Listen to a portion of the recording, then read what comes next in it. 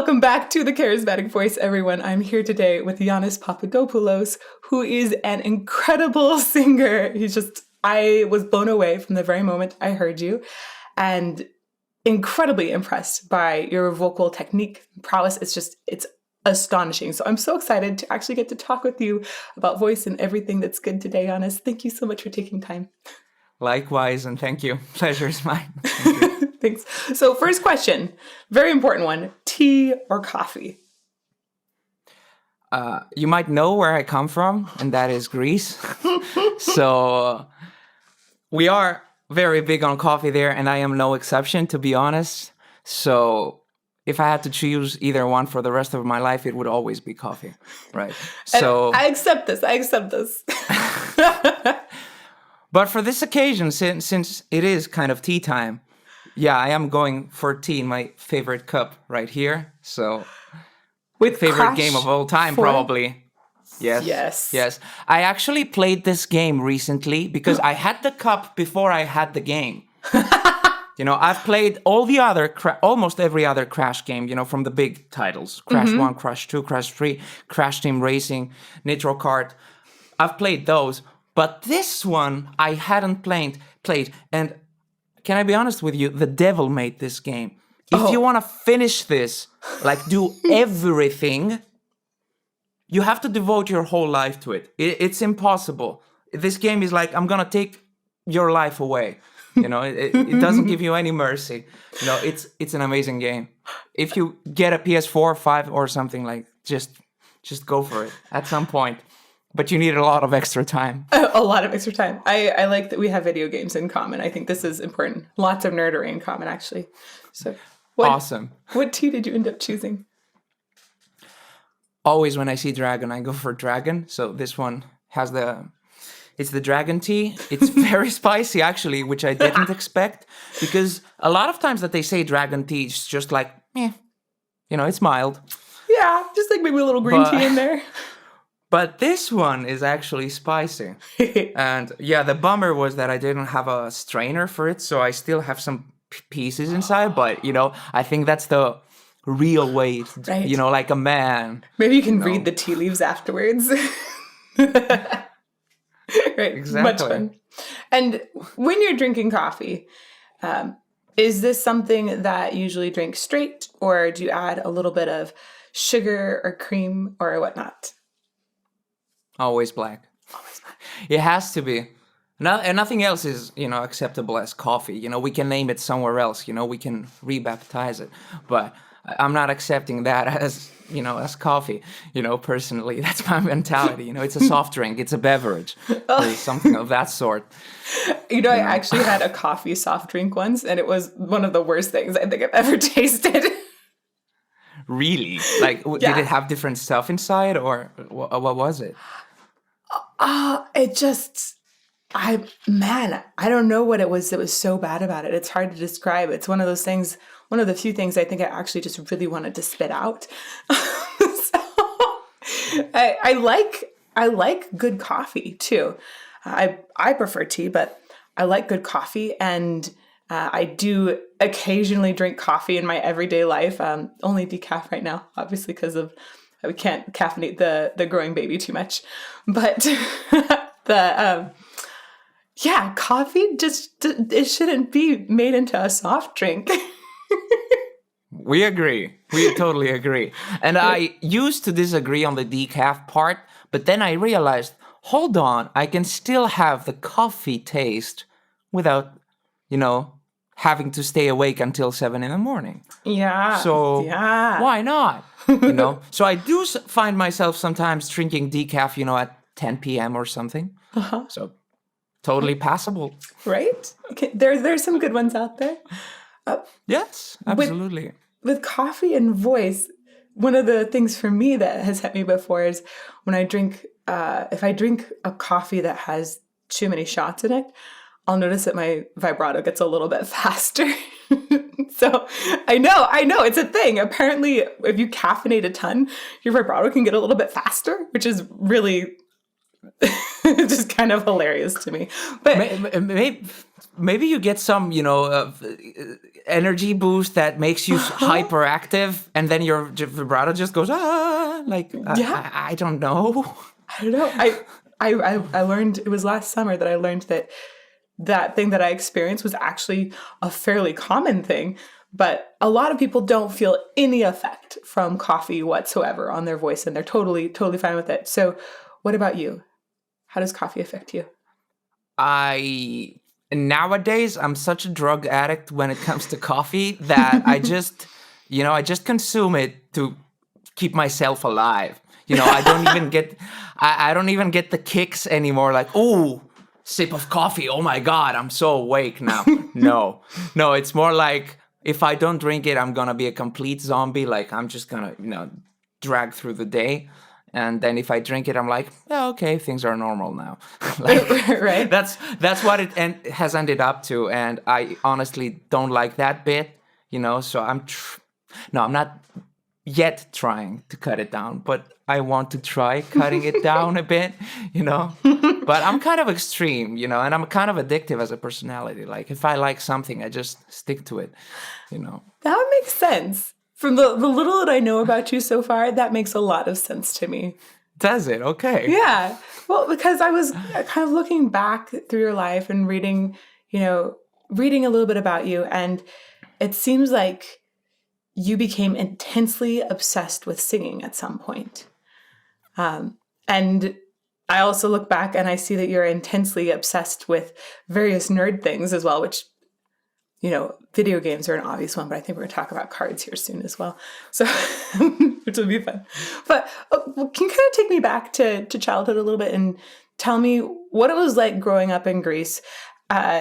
Also, do you like warm weather better than cold weather? Because you're in Finland now and it's way colder. And is that okay with you? I don't know if that would be okay with me. And what was it like growing up in your house? What kind of music did you listen to initially? All of those things. When I was, I don't know, I from a very young age, like, I will take it from the very start. Like, when I was, I don't know, 2-3 years old, I already remember myself in a way that, from the photos, they were showing me photos when I was 7, when I was 3. So, like, hey, here's what you did when you were 3 years old. And I was always sneaking up on my dad's guitar. So my dad is a musician. We always had money from his side of things, only from music. That's what he's been doing for, I don't know, 45 years of his life. Nice. Or I don't know, something like that. And yeah, his guitar was the treasure. I had to go for it, and, it was in this very nice hard case, and I was always trying to find how the locks open, so I can get it in my hands, and it was heavy, I was not supposed to be able to hold it, and well, I wasn't able to, but then I was opening it and tried to scratch the strings like that. I'm imagining like a Jaws theme and little baby Yannis, creeping up on the guitar. Right? Yes. Yeah, that is very accurate. That is very accurate. So, yeah, and already I was entangled in music quite early on. Mm-hmm. And I started with the piano. Like, my dad knew some basics with the piano. And he That's showed a little me those. bit better for a kid to start on, because you can do this and you're less likely to break the piano, right? I think it really helped me visualize the notes, because I think you get the most accurate visualization. You get the black notes and the white notes. Exactly. And it's such a great representation of notes, just laid out right there. You get a very clear feeling of how the notes are going from 12 to 12 to 12. Like, they look the same. Mm-hmm. Whereas in the guitar, you need to get on a different fret to get some note. And even if you hit the same note on a different string, it will not sound the same. So you're not exactly running into those issues in the piano. It's just one E4, let's say. Yeah. There's no other way around it. Well put. That's one of the reasons I think I really like cross-training people, or at least showing them visibly on the piano what the notes are so they can see how far they are apart or how close they are together. It's a great instrument. So you did piano and then guitar and then singing later, right? Singing was the last thing I did in music. I guess it stopped at that. I mean, I can pick up a few stringed instruments, like the bass guitar or the bouzouki, the Greek one. I've played that a lot. That's cool. In the last 5-10 years, going to jobs, with my father. We've always played weddings, baptisms, bars, restaurants, these kind of jobs that you play, 300 songs a night. And, you play 10 songs in 2 minutes. You just skip through the intros and you just play verse, chorus, next song.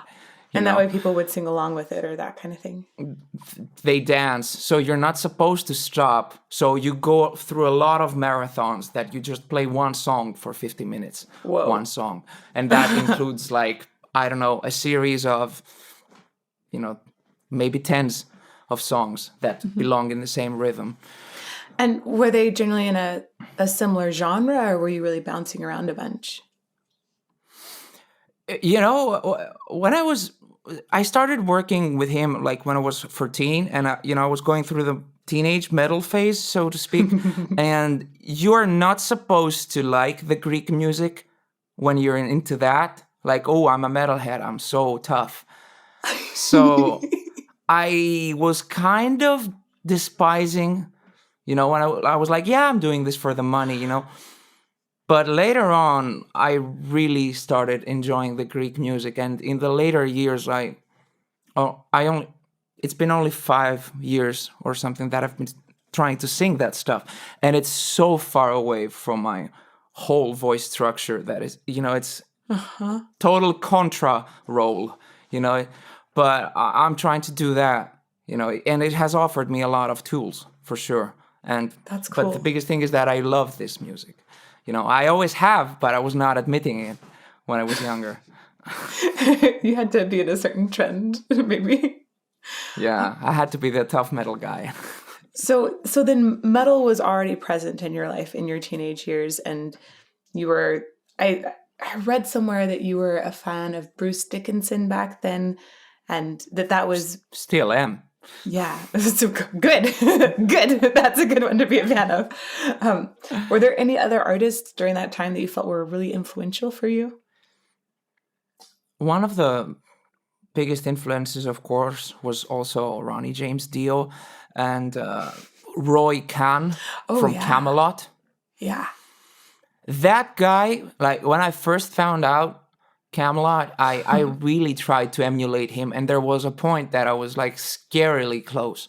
I was really trying to mimic that guy. I still have a few things scraped off on me, Yeah, but I see/hear that. That makes a lot of sense. There's been 2 people in my life that have spotted it, maybe it's subtle, and it's in certain ranges and certain expressions. But yeah, he's so unique. He is incredible. That's awesome. Yeah, and then you have the incredible, devilish duo like Jorn Lande and Russell Allen from Masterplan and Symphony X, for example. Those guys are incredible. One of the best in our generation, because they're still active nowadays. And they're still killing it. Symphony X is one of the bands that I've been wanting to dive into more, especially I heard Russell Allen and a couple other things, and that is on my big list of, we have a lot of requests and things, but that one is a very personal interest to me. So I'm very, he seems really scary stuff in the best possible way. Good. Oh, that'll be super fun. Okay, so why did a metalhead, but somebody who's pursuing, obviously all kinds of avenues of music, but somebody that would be really into metal, why did you end up going to a classical school? The basic thing was when I was around 16, 17, I was only singing for a couple of years, and I was struggling. I was finding myself, having a hoarse throat all the time. really my main motivation to go into that school was to learn how to not hurt myself. I didn't even care about like sounding awesome or something. I did care, of course, but I was already finding my own way by recording myself. I tried already by that age to record. And I don't know, you've probably run into that, but in the computer tower, there is this pink, green, and blue inputs, those tiny ones. I was connecting the microphone, like the handheld microphone, something like this. I was connecting it straight to the pink input. And of course, the sound was horrible from that, but it was good enough to work and understand details and nuances in the voice. Nice. And I was recording in Adobe Audition back then. It's a good starting place. Yes, there is. And I was just, my whole mentality was that, okay, I'm just going to try to get the best possible version out of whatever I can do at the moment. Yeah. And then I can hear it back again and try to improve it, make it better next time. That's so amazing that you were doing that so early. I just have to call out to that because a lot of people I know, a lot of singers are just very hesitant to use recording devices, partly because they feel so shocked by hearing their voice back on a recording device initially. And when I meet singers that are regularly recording and listening to that and using that as their practice tool, they're always just more precise and better, I think. We don't hear ourselves accurately because we're, hearing the vibrations from inside, and we don't have all of the beautiful coloration that is made by the vocal tract on the way out. And so I think for years and years and years, we've just relied on other people, vocal coaches, vocal teachers, to help us with that. And that's still really important. But if you can be your own vocal coach by recording and then using that feedback, it's just, why would you not do that? The only thing that it kind of doesn't teach you is technique. Yes. But for me, technique is a means to that end. Yes. You can get towards that end without, probably without technique. I'm sure that some amazing singers that had no clue what they were doing, they still had an amazing technique. Yeah. Like Bruce in the 1982 years, he was a force of nature, totally unstoppable. Like those years that they just got him into the band, that was unparalleled. Like the only thing that, gave him a tough time was that he had to do 250 concerts a year. It's a lot. So with that kind of voice, like belting the heck out of it, like that, like your life is depending on it, nobody could survive that. He did, basically. In the long run, he survived it. His voice is still awesome, but it's a very different Bruce than what you had in the first years. And you just have to, with aging and everything that goes on in the body as you're getting older too, there's so many adjustments. That's amazing, I think, how he has just kept his voice. I think it's incredible. Yeah, and with that type of singing, which is beyond me, he's just refusing, he's kind of an opposite of me in terms of how long he's willing to belt. I'm not even belting anything, I'm just, whenever I feel like, things are going to start straining, I'm already into a mix, Yeah, so yeah. It's like that. That makes sense. Yeah, you're very careful and very smart about how you negotiate all kinds of registrations. But, okay, so you ended up going to classical schooling to help essentially preserve the voice better, learn how to sing without getting too hoarse all the time. Did you go in the direction of opera at some point, or was that you were just really classical and thinking, I'm going to learn really proper technique here and I'm going to apply it right away to metal? Okay, I like to tell the whole story just for the... Tell the whole story, yes, please. So you can have a better background. So the idea was that to get into that school, that was already a big of a struggle because you were supposed to know 3 years of harmony. And, last thing I had done, was 3 years of theory, which is, the 3 levels below it. And that was when I was 12, but I was giving those exams when I was 17. And they told me like, yeah, if you want to get into this school, like there's no way you're doing it this year. I'm like, I want to learn the harmony. Come on, how tough can it be? They're like, well, it's 3 years. I'm like, well, I got 1 year, so can't we do it in 1 year? They're like, well, yeah, if you study a lot. I'm like, okay. Again, and that's your personality. You just go after something, you become obsessed with it, and you do it. I like it.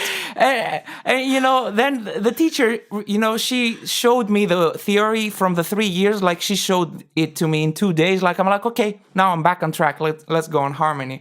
And until April, I was still kind of failing the mock tests. Mm-hmm. But then in May, I was constantly succeeding them. And the exams were in June. So I did get into the school, obviously, right away. Congrats. And I remember one of my classmates was pissed because she had finished the harmony. She was in the last year of the next thing. I don't remember how it's called. It's fuga, I guess, or something. Oh, fuga. And she was pissed because I got a couple of degrees more than she had. Like I got 14 out of 20 and she got 12. She was like, how the heck can he get better? I'm like, well, there was a pattern there, and probably you didn't notice it. We were assessing what we did in the exam, and we realized that she didn't see the pattern, and I did. So I guess I got points for that. But I got into that school. I had never sung anything remotely close to classical, and the kids there, like they were already in the second, third year. They were telling me that, yeah, well, you need to learn this and this kind of song. I'm like, So there was 4 categories of songs, like one Greek classical, and then one German aria, I think, and then one Italian aria, and one German lieder, maybe. Yes, probably. I'm not sure. I cannot promise you. Maybe it was 3 songs, and maybe I'm just bullshitting you. But I had never sung those, and all I did was like, okay, I'm gonna listen to this guy. How is he doing it? I barely read the paper. Like I just tried to do what he does and see the words I have to say. So I was trying to mimic that kind of stuff. And you had to audition for the vocal department part. Like, sure, I could study in the school, but I would have to do something else if I didn't get into the vocal department, So I did that, and they're like, okay, you're in. I'm like, what? Wow. That's interesting. Wow. Like, I studied those songs for a week, and I was just sending the guys like some recordings, like, is this going to be good enough? They gave me some tips, and I tried to adjust as much as possible. Wow. So you have a really good ear that was ready and available to learn those songs. That is my blessing. Like, I will not sugarcoat my words. If I've gotten any talent from whoever is up there or around there, it's my ears. Like, it's not that I have anything specific, about the voice. It's been hard work. It's always been like that. I didn't even have a vibrato. I didn't have any runs. Like, I couldn't do anything. And then I watch little kids on The Voice that are 10, 11 years old, and they do insane things that I cannot even contemplate hitting the note at that age. It's crazy. So I didn't have that. Are there any recordings of you kind of in these early years when, when you're starting into classical music, but also doing metal and maybe some things with your dad? Is there anything from that time that we could dig up? I've got a bit of everything, but it's in my own hard drive. I don't think somebody else possesses those recordings. Maybe a couple of people that I sent those things to them back then, but I don't know why they would still keep it. Like, I'm sure you changed computer, you changed hard drive. Why would you back up that file? Yeah. I don't know. I'm just assuming things. That's fun. I don't know. But yeah, I still have that stuff. So then this is classical time with school. This is still before you've really gotten into your first band then and gone in that direction, right? I was in a school band just before I got into the classical school. I was in a couple of school bands, but my first band that I made discography with, I was 19 years old. So it was right after I got into the school. Got it. Yeah. And then once you were into the school, were you balancing that, that curriculum of classical singing with your band on the side? Well, the idea was actually my teacher. I did also a little bit of research on you, like, okay, what does Elizabeth do? And how does she sound like? And I saw a clip of you singing classical music on YouTube. A lot of that. And I of course, it reminded me a bit of my classical teacher. I think she's a bit darker than you, like, a bit heavier. But I got a lot of, I don't know, maybe the songs are also kind of similar. Like, I don't know, like the repertoire that you might have. Also, that sounded similar to me. I'm not an expert on classical, so don't take my word for it. I'm just saying what my poor ears can perceive, But good ears. We've established this. But yeah, so she was very respectful and, good. She had a lot of faith in what I can do in the other genres. She's telling me, like, if I really wanted you to succeed in classical, like if you wanted to succeed in classical, I would have to turn your voice upside down, complete makeover, But she tried to keep my elements as much as possible and compromise everything. So whatever we did in classical, it was as closest to my natural positioning as possible. So we were working on that. We were softening things up as much as we could without messing me up too much. That's if really that cool. Makes any sense. Yeah. What a good teacher to recognize and balance that. Oh, she's amazing. She's an amazing person. When it comes to technicalities, the only tip that I was like, you should do this. Like, it was first lesson. She just asked me, okay, let's start. Don't raise your shoulders up. Let's go. Nothing else. Like, no diaphragms, no chest voices, nothing. Just and calm. She just eased me up, somehow the right things started to get into my head. I remember it was like therapy, like every time I would go there, I would get stronger in a way. Good voice lessons are like therapy, I think, right? Absolutely. It's so emotionally connected. It's part of your whole person. So I get that 100%. Every time I'm on my own, I feel like, okay, I'm nailing this stuff. Like, I'm not that bad, And then whenever I would go there, it would be sometimes I would have big gaps, I didn't even finish the school, and yeah, there were some times that I would go after a 3-month break or a 6-month break.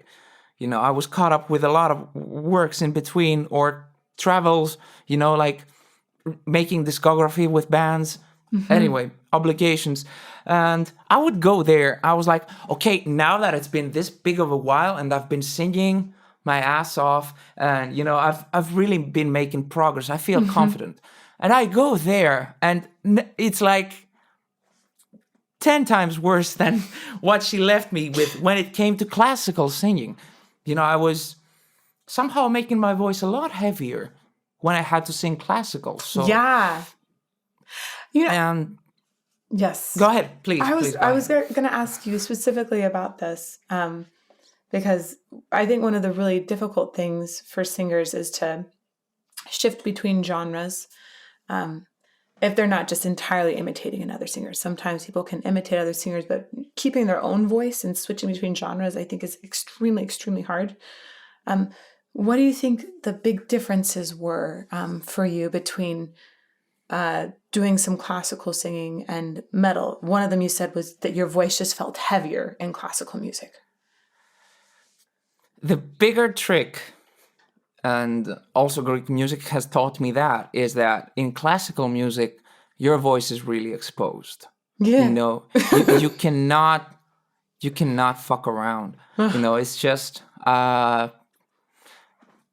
you do a little mistake, there is a little bit of vibrato inconsistency, or you didn't flip around perfectly from your, heavier chest area to your lighter area. Like, all those things, anything can be exposed. Like even in the, like you miss the pitch just a little bit. You know, in metal there's guitars, there's loud drums, you know, and there's gonna be a mix anyway. You know, you can just, you know, just do what you're feeling, and somehow it will be all right. You know, I really ended up considering like heavy metal. It's not an easy genre. It's a very specific genre. But from like once you get the technique for it, then yeah, it becomes super easy. Oh, that's cool. Like for me, it has become like, okay, if this guy has technique, he can pretty much do it. You know. And when you say has technique, what do you feel like is that definer, has technique? That is a good question. Like, I would say technique specifically for the genre. So usually metal requires you to be strong in your higher notes, so that probably you need to have a very supported head voice, you know, so you can nail all those screams, you know, especially when it comes to power metal, let's say. And then, yeah, I don't know, if you're doing some more contemporary metal, or then you might need to learn how to use your distorted voice, for example. Things like that. So if you get a grasp of those, then, I don't know, then you can put some pitch corrector, then just sing the correct words, and somehow it's gonna be passable, it's gonna be decent. Like, I've seen some very, you know, and of course I cannot and will not come up with names, but, you know, in my very humble opinion, I've seen some very, very, very mediocre, and I don't know how you can be very and mediocre, but singers being highly praised, you know. And honestly, of course, I understand that the people don't have the same perception of music that musicians do, but it gives me the feeling, you know, like has the level of perception and has the expectations of music, have those things really dropped that much? You know, it gives me that feeling, you know. And yeah, that's a deeper level of the discussion, you know. Yeah, that's interesting. And definitely, I think that sometimes I'll hear singing that, like maybe what you described, mediocre technically, but then somebody's got the message behind it, and you just feel the emotion in every single word. And then I think, well, what's the whole point of singing, right? If they're communicating but that's that message, a totally different right? story. Yes. Absolutely. I wasn't even talking on a technical level of mediocrity. You know, the mediocrity is meant about how you pass the lyrics, you know, how you sing. Totally. Not the technique. So, yeah. So we're totally on the same page on that, of course. That's fun. Did you ever encounter essentially like the more forward placement and the back placement when you were working on songs? With metal, from what I hear like a contemporary approach where it's like much more forward in the face, kind of like even as I would direct somebody towards musical theater or pop, versus opera tends to have a lot more darkness that can become heavy as well. That's after I had a few talks with one person that I used to teach lessons with him, like we were in the same group of teaching, and he was showing me some things, and I got into a mentality that a lot of sounds, very different sounds, can essentially come from the same spot, from the same place. Ooh, okay, tell me more. And the mentality was that, yeah, when you're mentioning classical or metal, the way I see it is like you would just hit the same spot, but it would be more like a 3D thing. So you would go from further back into a more front position, going, but essentially being in the same realm. And I try to apply that for really any kind of voice. Like you would be in a very soft falsetto voice or like very light head voice. I don't know, sometimes the distinction becomes hard even for experts. Right. You know. To my own view, I don't have falsetto, I just have head voice. I don't know how to do falsetto. You know, because it's a disconnected thing. It's like Yeah. So I don't own that. My voice is always in a connected realm. So yeah, where I was going with that is that I feel like the ideal technique would be where you can get everything from the same branch. You wouldn't need to juggle around the branches of the tree, That makes sense. So I think that might be also partly why you're able to have a lot of consistency, where it still sounds like you, right? You don't want somebody to go into a different genre and sound like it's not the same voice somehow, right? Yeah. It's one of those things that I think is most intriguing in voices, especially because I know that when you train a voice, if you're training in a certain way for a long time, you develop muscle tone and fibers that remember that way. It's like, if you're training for years and years and years as a running back, and then you go to be a quarterback, there are certain movements that are ingrained in your body that you've learned. And so sort of understanding how to be that versatile player or versatile singer, I think is a fascinating subject and one that's really fun. Absolutely. For me, it all comes down to how you can interpret the song and what was the song intended to sound like. For me, always the music is the priority. And if somebody perceives me as a amazing, great, okay singer, all that becomes second. It takes second place. It doesn't matter to me. I want to ask about your vocal registers because you started touching on that, and especially because I think vocal registers, if you just use classical registers and you apply it to contemporary music, a lot of times when we talk about what falsetto is and what head voice is, right, there's a confusion because head voice and falsetto can be switched. If you're talking about contemporary music, just the definition of those registers become essentially the same thing. I love some people's definition when we talk about register 1, 2, 3, which I think can make a lot of sense. So do you feel like you have like a 1, 2, and 3 kind of thing? Or do you feel like it's really that every note feels like maybe it's its own spot, its own special placement, and there isn't a clear delineation between registers? It's somewhere between those two. That's where the truth lies. It's like every branch of notes belongs to a little spot, and already the next branch is in a different spot. So, and yeah, in a way, sometimes I feel like, hey, this should be comfortable.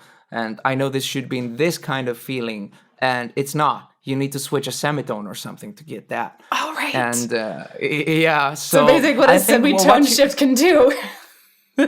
Yeah.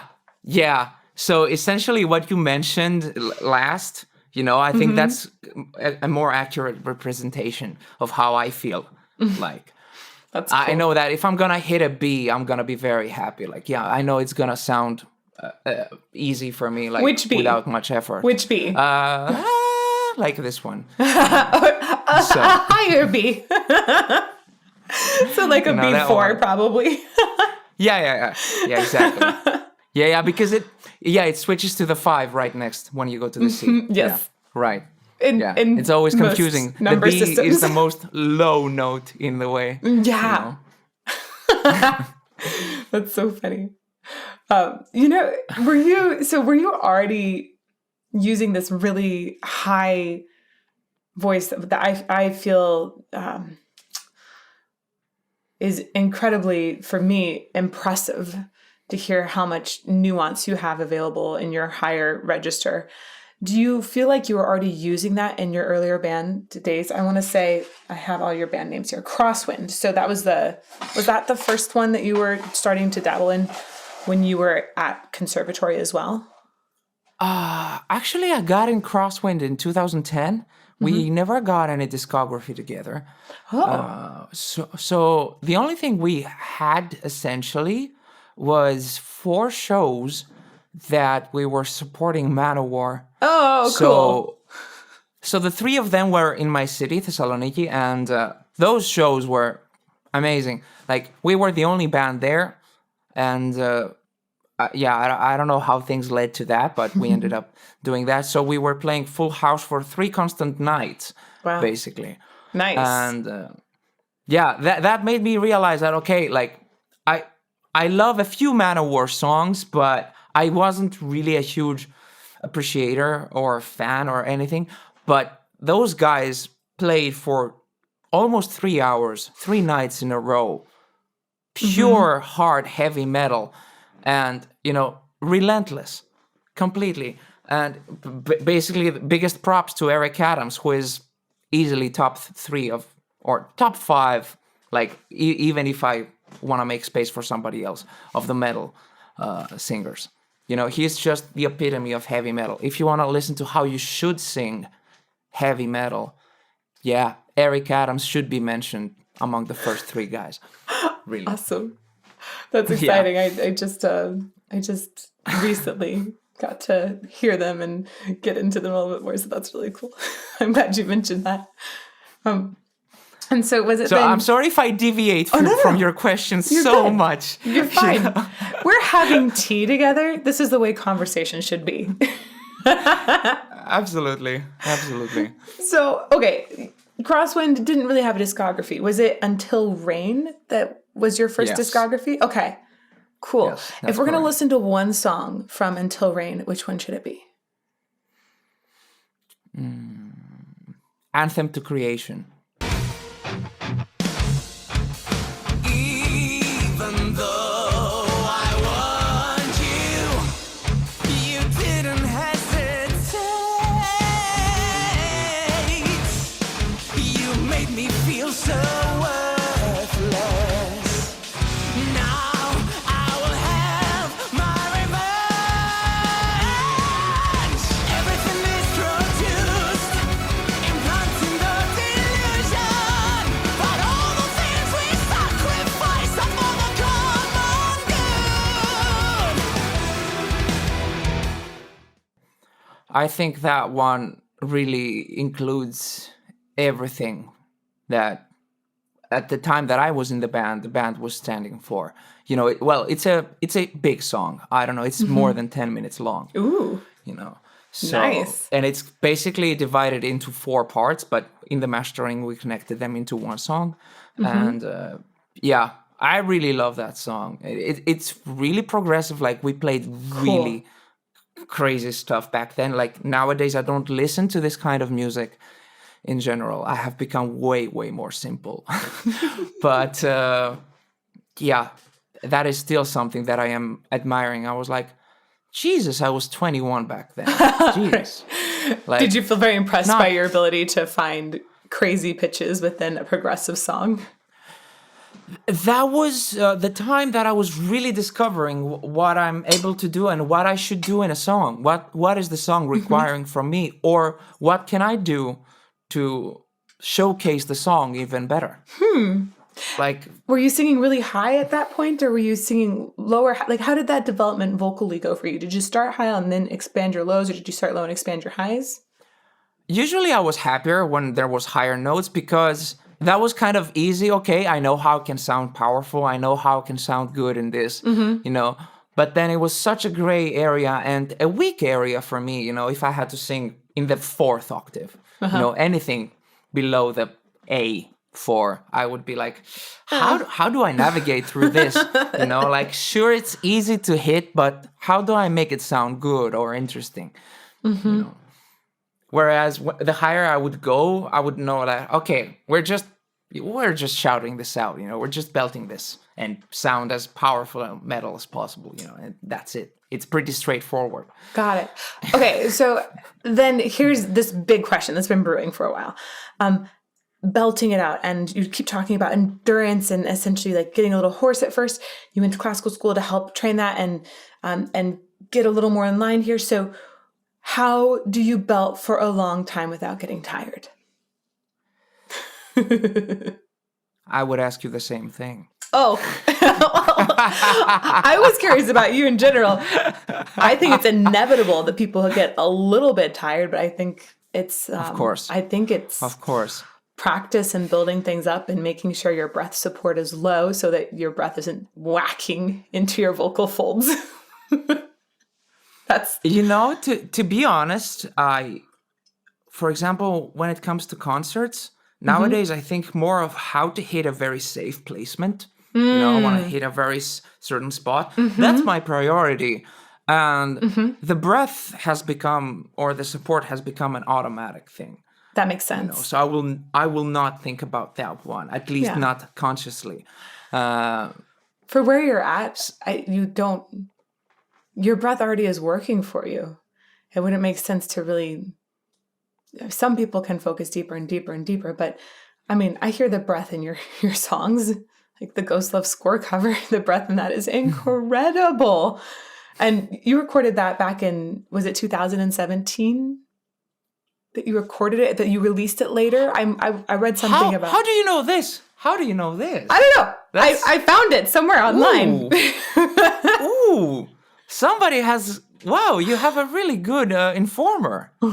Like I don't think that I have publicly, like I've told to, I don't know, to closer people of mine or something. So maybe it has ended up somewhere online. But I mean, I'm not minding. I'm glad that, yeah, it is true. It was in 2017. And a couple of parts I touched up in 2019 because I was like, okay, I want to make this a video. There is a couple of parts that I'm lacking. And most of them I didn't even use. I was like, no, it was fine before. I'm not in the moment. I cannot do it better. No, screw it. I'm gonna put it as it was. Like I tried and it was such a different voice and vibe and everything. Yeah. I was like, no.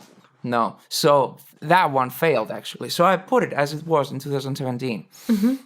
Yeah. And your breath was already set then, right? Those long, glorious phrases, they were long and glorious and wonderful. So at that point you go, well, I don't know what more I would train my breath up to, right?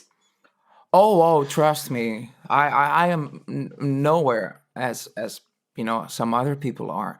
Oh, so it's very good. For me, my priority is that I just, whatever range I have, I try to sound good at it, and that's it. But so sound or vocal color or power, dynamics, those things are important to me. So I haven't really focused, like I could get higher. I'm sure that I could because I have the tendency for it. I already talk higher, and I used to go in the same notes that I'm going now, but with way more ease. So I could work on those things, but they're just not priorities for me. Yeah. So when you're perfecting a piece right now, what are the things that you're prioritizing, at your level? What are the things that you're perfecting when you're putting that bow and ribbon on a piece that you're about to release to the internet? Tone, diction, directness. And diction is very connected to that. Like, I want the person that listens to it to immediately understand what this is all about. Whoa. Directness. Tone, diction. Yeah. I think of those things a lot, but directness. What an interesting way to really nail on the idea of message right away in that communication to your audience. Directness. I love that. Absolutely. And it's kind of interesting because, as I said, especially when I moved to Finland, and there was 3 months after I moved, we had the announcement of the pandemic. And in that time, for 2 months, I was just recording Greek songs. Wow. No reason, really, because I wanted to. Like, it's not like only one of them is published. But, and there is one singer that, at least according to the Greek nation, and in a huge degree, there is some part of me that understands what his voice is like and how he's doing what he's doing, which is beyond me. The stuff that he was doing in the early 60s and 70s, it's stuff that I cannot touch, So his name is Stelios Kazatsidis anyway, and would you say that again? Stelios Kazantzidis. So I can write it down for you at some point or something like. Yeah. Actually, there is this chat option here, right? Is it okay if I? They won't. You can write it in there now, and I'll see it. Yeah. But just for you. Yes. What'll happen is I'll end up probably pulling a little piece of it and putting it up on the video so that people can read it. Sure. So you're welcome. You're welcome, viewers, for writing down this name that I have no idea how to spell. Yeah, I'm actually really curious about him and other Greek composers. Oh, perfect. That he. Sorry. I hate interrupting. Oh no, go ahead. Basically, he got me this feeling that, oh my God, I can feel every syllable of him, and his diction is at the level that if anybody else would be that precise and strong with their diction, they would sound funny.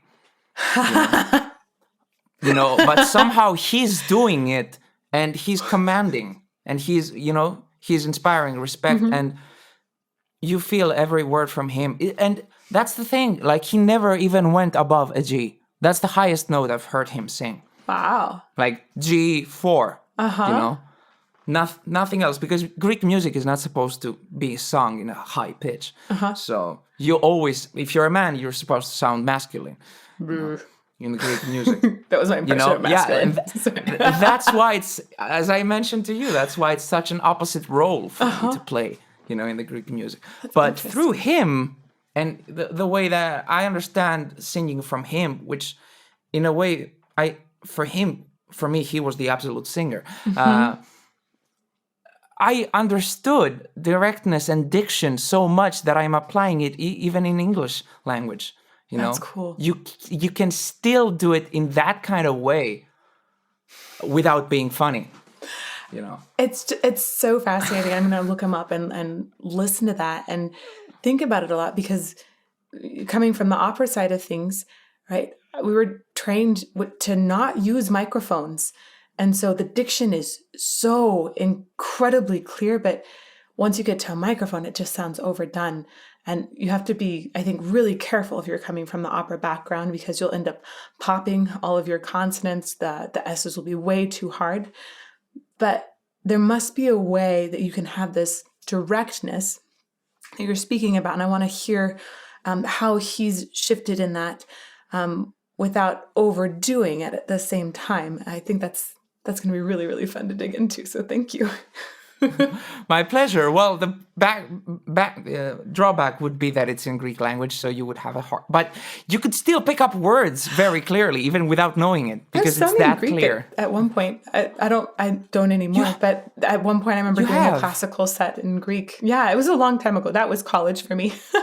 But Jesus, I wouldn't see that coming. Yeah, well, I think, like, if you go down that hole of really singing in all these different languages, I think at this point there's something like 19 that I've performed in, and that's, you get coaching in all of them, and it's fun, and I like it. I really like that aspect of classical singing in general.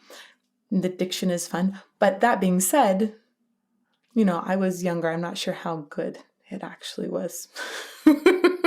You have to find recordings of that to find out. Right. I don't know if there are any recordings of that one, but I remember specifically doing a Greek set at one point that was interesting. Which brought me back to what you mentioned about singers not being that willing to record themselves, and it made me think, like, really, what kind of singers are we talking about? Because in a way, I cannot take it really seriously. It's like you're trying to hide from the truth. Like, you don't want to hear yourself. So if you don't hear, how is this going to cooperate? Like, the whole correlation is starting from this. Yep. Then it goes into this, and then it comes out of this. So if this doesn't pick up anything, what are you on about? Like, if it doesn't pick up the truth. Exactly.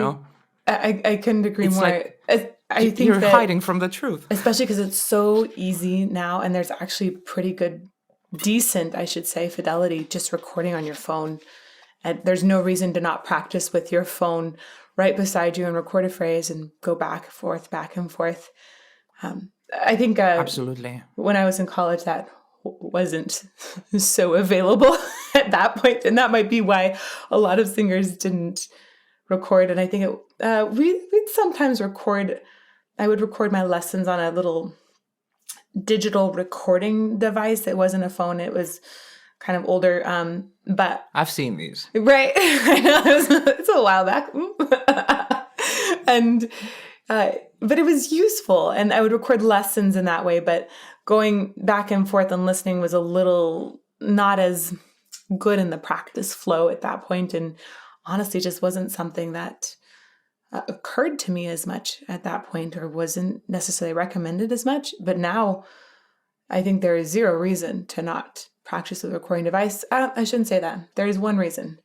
If a person is really emotionally impacted in a negative way, and they're trying to build up their confidence so that they cannot have that anxiety close down their throat, and they need to have that, and the recording, it makes them more anxious, then I would say, okay, maybe only record every once in a great while. It's a very hard maybe. Yeah. You can see the doubt in my face, right? Thank you. Yes. Like I have lost any sense of diplomacy nowadays. Like, I like so. Yeah, because my short answer would be like, well, let those snowflakes grow a pair or something. Like, excuse me, we didn't come here to fix your emotional instabilities or, problems or, psychological issues. We came here to do some singing, and whatever it takes to do that better, like I'm kind of military in that kind of sense. Maybe, I don't know. It doesn't mean it's the right way, but that's how I view it. Well, I have a lot of respect for you too, because I know that you do vocal coaching as well. And right, it was ultimate coaching or ultimate voice. That was the group of people that I mentioned before. Yeah. Like, okay. I don't want to advertise, things or something like that.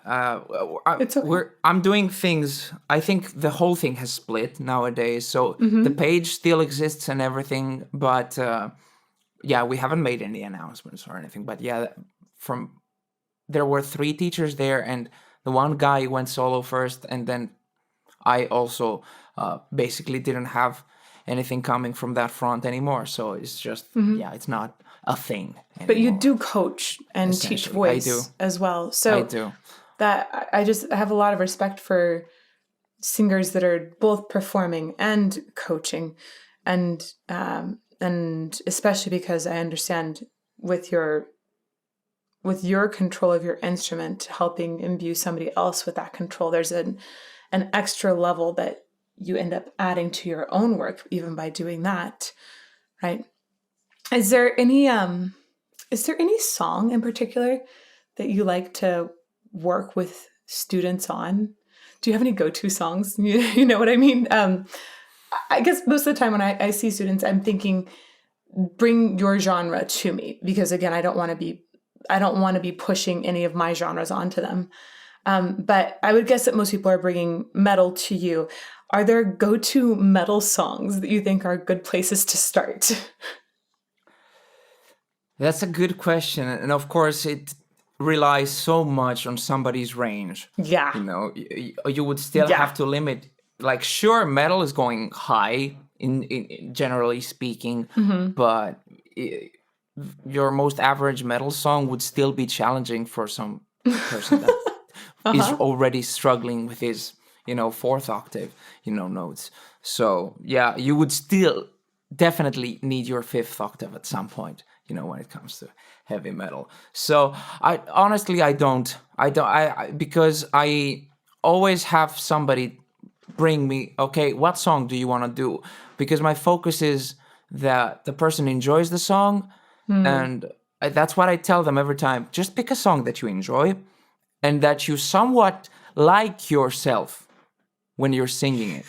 That you feel happy when you sing it, that you want to sing it. It's good. It's really good. And yeah, if you feel that it's somewhere comfortable in your range, bring that so we can take a look into that. So that's usually my tactics.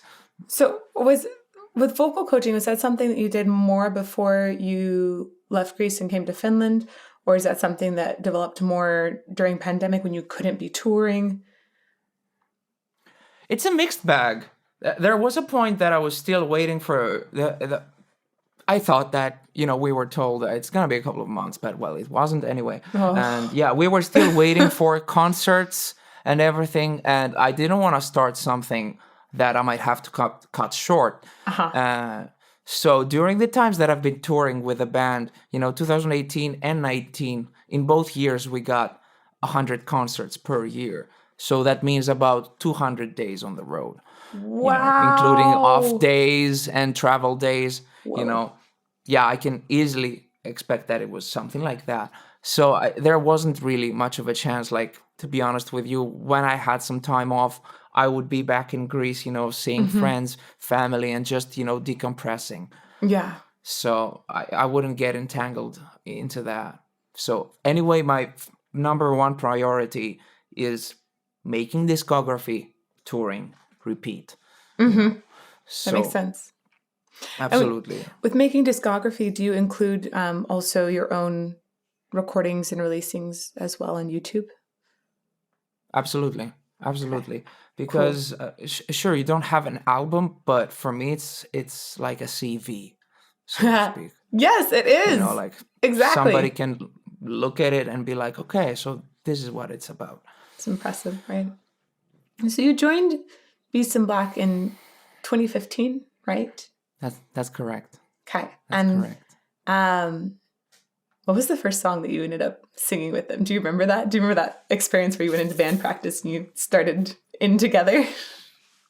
The first song, I think it had to be Go to Hell and then End of the World. Those two songs were the only songs that we played. We had 3 concerts in 2015. 2 concerts in 2015 and 1 concert in 2016. So in these 3 concerts, we basically played around 5-6 songs from Anton's, our guitar player's older band. So he was mm-hmm. in Battle Beast before. He had founded the band and he wrote all the songs, so we could play those songs live. So we played 5 or 6 Battle Beast songs. Ooh, nice. And then the other 2 songs were Go to Hell and End of the World, which were unreleased at that time. So people had no clue what they were listening to. It's like, oh, okay, new song. I guess I'm just gonna have to headbang or something right. So that was something cool. And when you guys weren't on the road, or maybe when you guys on the bus, how did you pass the time? Here's a very good introduction into the Finnish mentality.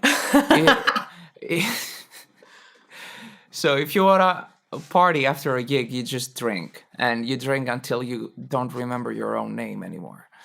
So 3 of us are Finnish and the bass player is Hungarian and I'm the Greek guy. So token Greek guy. it's a weird mix, but they will drink a lot. I will hang out with Mate, the Hungarian man. Mm-hmm. I will hang out with him a lot, usually.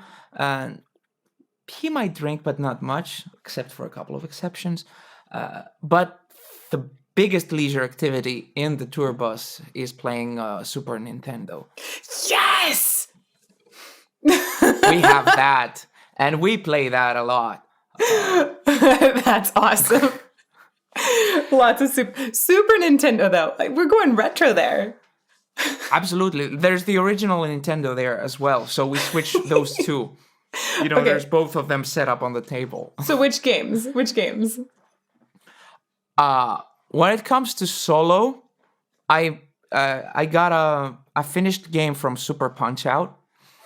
So I finished up everything, which was a mission of its own. It was, those games were not made to be easy back then. You really had to develop some chops to finish them. So I remember from the start of the tour until the end of it, I had finished the game. So it took me some time.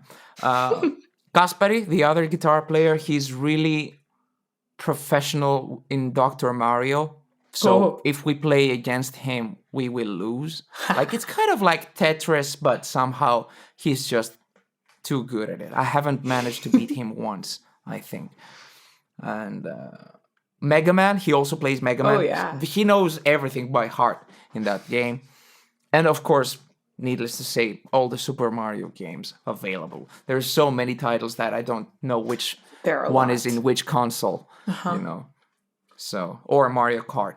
Or was there ever Zelda in there? I just have so many fond memories of Zelda. There is, but nobody has opened it. Like, I have never bothered to open the Zelda game. You know, we have this kind of modded version of the Nintendo, which has included games inside. Oh yeah. Got it. I know what you're talking about. So I just never opened it. Like, I'm sorry. No. I think when you open it, you're going to immediately want to do a metal cover song of it. It's inevitable. Not bad. The music is really, really jamming. I like that. And okay, don't you guys have? This is ringing bells. Isn't there a video game that's related to Beast in Black? Is it on your website or something along this line? Video game, not. I don't think so. But the main influence that Anton has for writing his songs is the anime and manga, Berserk. Yeah. So a lot of inspiration has been drawn from that consistently. There's always at least 3 or more songs that are based on Berserk. And he basically made all of us watch it. Oh, that makes... Of course, you would have to. This is expected. Yeah, this is culture. But, you know, it would be kind of a deal breaker if somebody from us wouldn't like it. But, of course, it's such a great piece of art that, of course... And you already are into manga and... I want to say it's Yu-Gi-Oh, right? Trading cards that are kind of in that same realm. So, like, you were already into that. Some background work. God damn it. Jesus. Okay, but... I'm thoroughly impressed. So, you were already into that world, right? Anime, manga, and specifically Japanese trading cards. Can you tell me about Yu-Gi-Oh a little bit? Because I read about this, and I'm very familiar with card collecting. I happen to have some Magic the Gathering cards down beside me in case we decide to talk about trading Which cards. I think is a very similar game. Yeah, I think so. Jesus, so you could easily be a good Yu-Gi-Oh player. Maybe. Duelist, should I say. A duelist? Oh, are they called duelists? Yeah. They're dueling. That's what it is. That's cool. Know? Yeah, that makes sense. So, Magic it can be dueling. It can also be like 4 people in Commander as well, which is fun. But anyhow, so you collect cards and you trade them, and do you ever play this with other band members too? Sadly not, because I hadn't brought my cards on the tour ever, and I don't think any one of them even knows what Yu-Gi-Oh is, unless, you know, except for the times that I have mentioned, and they just know that it's some kind of anime or something. But yeah, I think they're a bit older than me, so the time didn't fit for them to know it, you know. But it came out when I was, at least in Greece, you know, it became a thing around the time I was 11 or something. That's about the same kind of thing for me with Magic. Like, I was a little girl and my brother brought these cards and was like, oh, this is really cool. I remember spending all of my allowance on getting a pack and was really into it basically around that age of 11. But I went away from it, you know, when I went to college. I would say about that time it kind of faded. And then it was just last year that Kirk and I got back into it together, because he'd also played a bunch when he was a kid. And now we've got for our anniversary. I'm so excited. We're going to open this pack together. We open it and we read this is Commander Legends pack. We're going to read all of the cards to each other and yeah, we go through each one very specifically and categorize them and then think about all the cool decks we could build with them. It's like one of the funnest things as an adult for me. I was just about to ask, so you collect those and you can just build whatever deck you like. Yeah. How many cards do you use in this? In a normal deck, we've been maybe 80. It kind of depends, 60 to 80. But if you're playing Commander, then you can have more. But yeah, it depends on sort of what version and how you want to build your deck. You know, you don't want to run out of cards, but you also don't want it to be diluted. Right? You want it to have all the cards be very effective, and etc. Is this the same kind of thing as in Yu-Gi-Oh? Essentially, yeah. There you pick 40 cards, and anything above it is not recommended, basically, because so super you slim. just want. Yeah, so you just want to draw your best cards as soon as possible. So you need to get an easy win. So you don't want, you know, to be waiting for the correct cards. So the less you have to wait, the better. But the game has changed massively, you know, throughout the last 2 decades. You know, it used to be way more slower, you know, like essentially you just summon monsters. So at the beginning you could only summon one. So there was a normal summon. And then, yeah, you had special summon, which was basically bringing something from the grave. So that was it, you know. But then it changed so much, like people just, you might win in one turn nowadays. Whoa, no way. The game has, the game has become too fast. Even like most people don't even know, like, if they did the right move, if there's not a computer calculating the moves, you know. Very interesting. So yeah, it has drifted too much. Like sometimes even the referee would be like, "Oh, so what chain did we have here?" You know, it's That's crazy. Very interesting.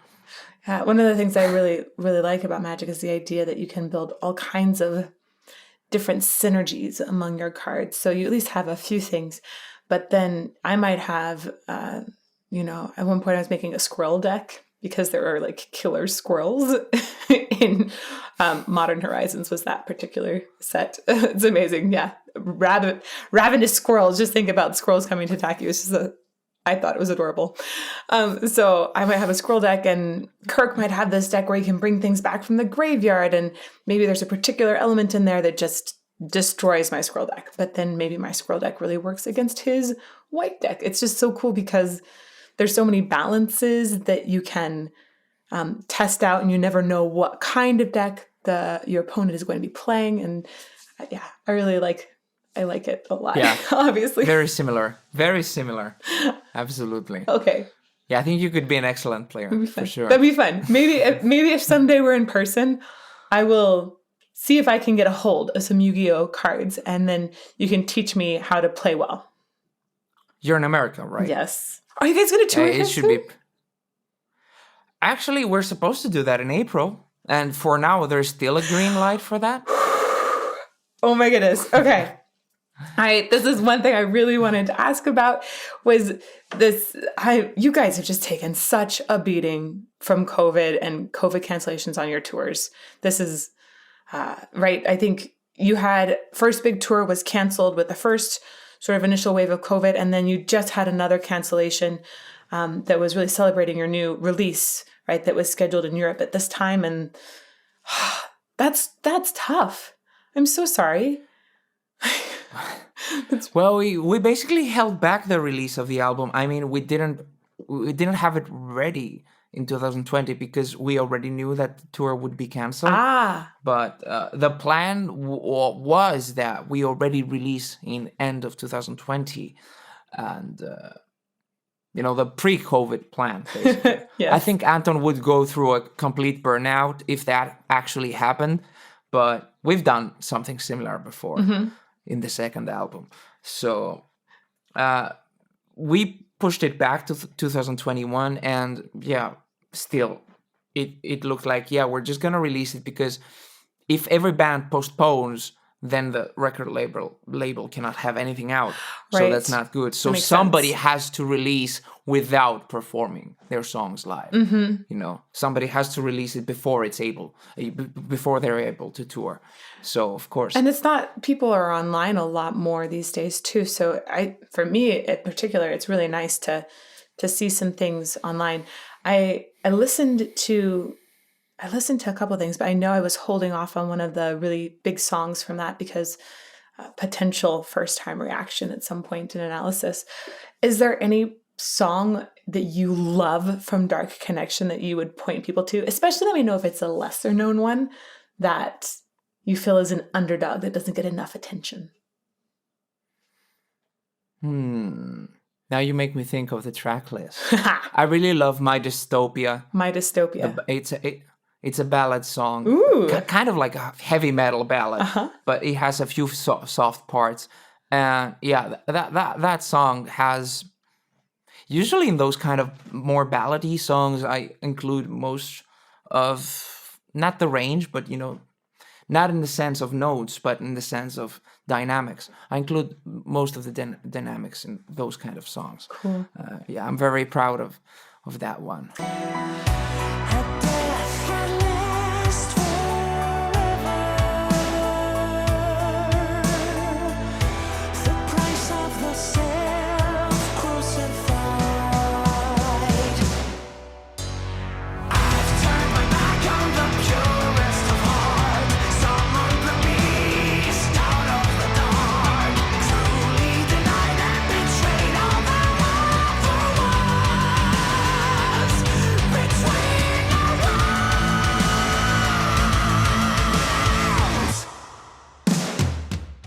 And Broken Survivors.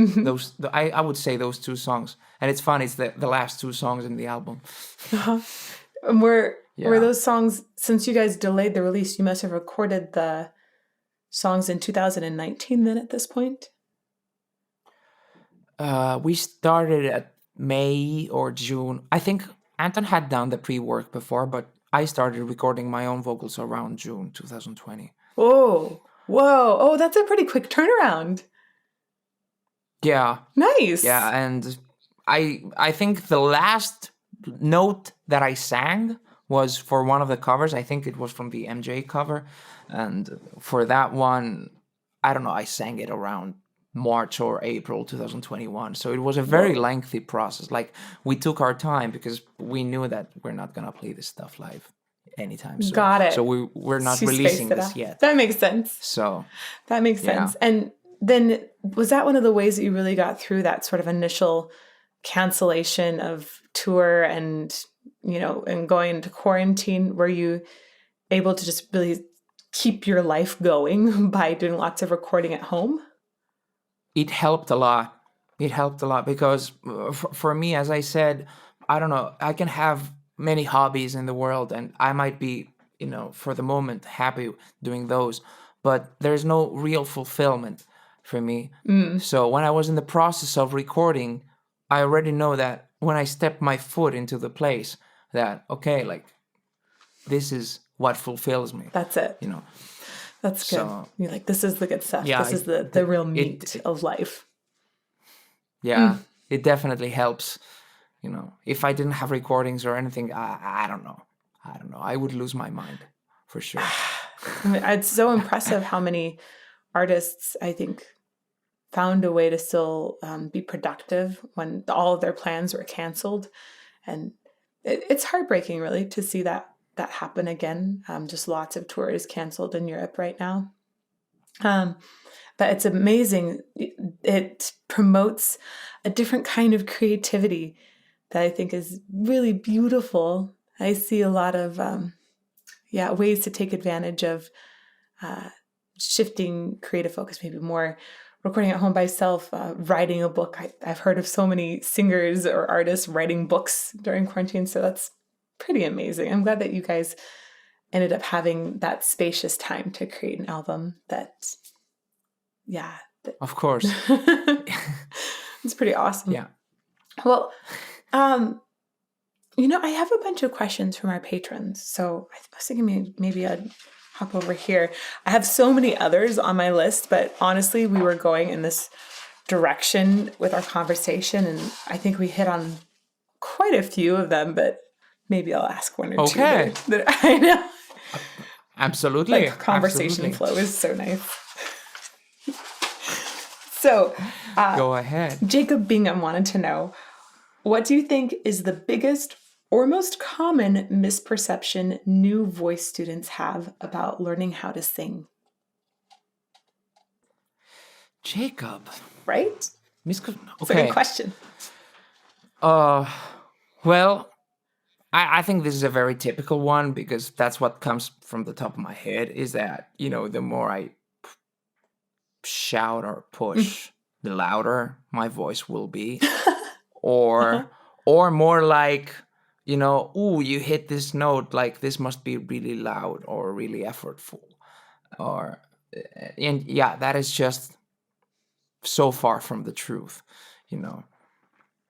Or basically like, oh my God, you hit this note, like this must be difficult for you. No, that's the easy part. Yeah. Give me a middle note, and then we have a discussion about what's difficult, you know. That makes sense for your voice in particular too.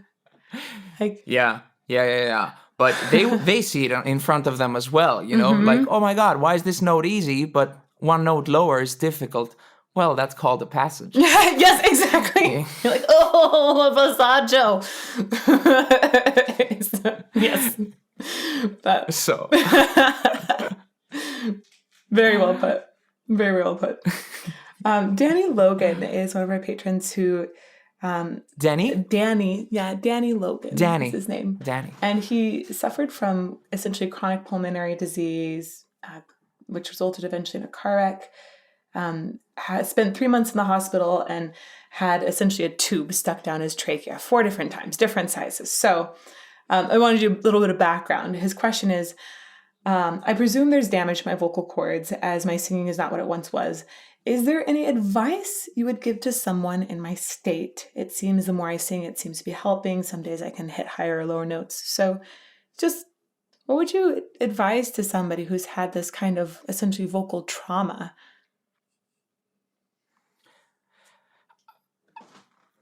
Listen, I do not own a paper, or I don't have a medical paper, or, you know, so I don't ask anyone to take my word for it. So again, I will just iterate that it's just my own take and opinion.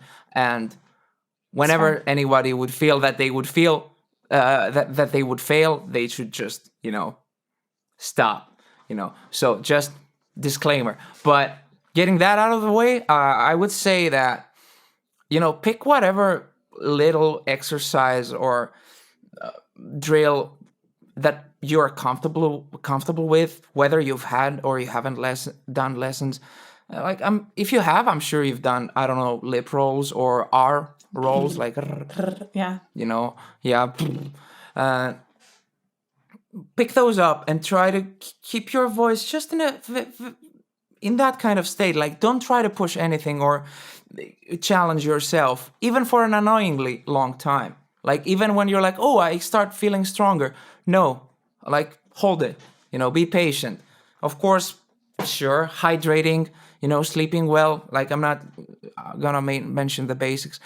These very simple things. And then if you get bored of that, really, like, start doing really things that you enjoy, you know. Anything that brings you in a good mental state is always, you know, beneficial. Like, you already sing more stress-free just because you're enjoying yourself. Yes. Like, that's really important to me. So if you're doing lip trills, are there any specific exercises you like to do with them? Like just slides, glissandos, or are there certain note patterns that you like to do with them? When I'm lazy and I want to get things done in the most efficient way, I just go for octave lip rolls with slides. Oh. So and you just kind of like always try to yeah, and I always try to include the slide because of the passage reason, and that's how I work, for example, with students. Yes. You know, because it's a great trick, like, and it almost always works with a lip roll that you would never hear a vocal break, really. You know, you wouldn't hear a flip, like, you would never hear that. Yeah. In a lip roll. That makes sense. Then I try to apply it in an R, you know, which is a bit more outside, but still not full vocal production in a way. Oh, okay. Yeah, I see that. You know, so I try to take things gradually, you know. Yeah. So I really try to iterate the point that, hey, it's all coming from the same place. Like, the whole thing is that this starts to cooperate as well, you know. So if you go from and then like, I'm right now, I'm half a step away from a vowel, you know. So this is just, I don't know what the name of that thing behind the tongue is named, but if you stick your tongue to it, this is the the sound. soft palate. But if you the soft palate. Yeah. So if you unstick the soft palate, you got an A right away. It's done. Yes. And it's a beautiful A position too. You know, so it's really so connected, you know, if you take it gradually from one step to the other. So I would go gradually from the lip rolls to the R's to the NG sound, you know, and reach like, okay, why would the vowel give you trouble if we've made it all this way? You know, because voice is vowels, it's not consonants. I love the way that you've gone through this progression. I think about each of those, and I think a lot about SOVTs and breath pressure and how when it's coming out, you know, if we're just a totally open tube, we don't have that breath coming back this direction, but essentially you're going through a progression of SOVT or semi-occluded vocal tract exercises until you get to the open ah, and each one has diminishing breath pressure return. So it would make a lot of sense that you're essentially slowly moving, essentially removing the training wheels of your singing bicycle by going from this one to this one to this one, and to the point where you've learned how to sing with the most efficient vocal fold closure, basically. That's a beautiful representation. I never thought of the assisting wheels on a bicycle, really. Yeah. That's a very good way to put it. That's cool. But it's a great progression. It makes total, like 100% sense. I like that. Okay, that's good to know because, of course, for somebody who's as thoroughly and classically trained as you, like, you know, as I said, I don't own a paper, and through trial and error, I've reached a few methods. And, you know, initially when I saw that, okay, those methods are paying off for others as well, I'm like, okay, maybe I'm doing something correctly. Yeah. You know? Yeah. So, but when somebody puts their stamp on it, so to speak, like, approve, you know, that means a lot to me. So, yeah. And it's just strange too. I think that's understanding sort of the physics behind that and how that works. That comes from studying voice science even after I'd had, you know, the papers or the classical training for 8 years. It was a ton of time.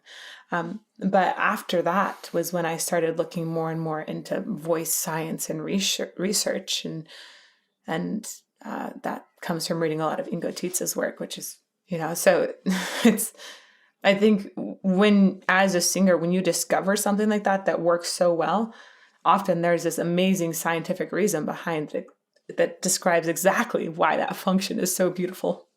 It's kind of cool. I am interested in that because I want to see how much science approves of what I'm doing. Oh, right. You know, and in what way, you know? Right. So anytime you add distortion, there's this little eyebrow that raises over, you know?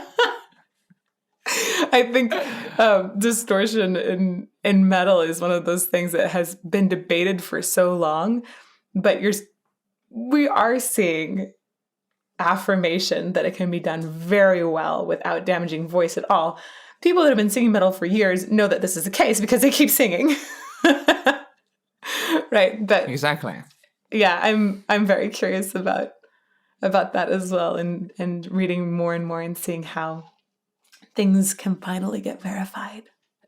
That's one of the things, just like people try to explain dreams, you know?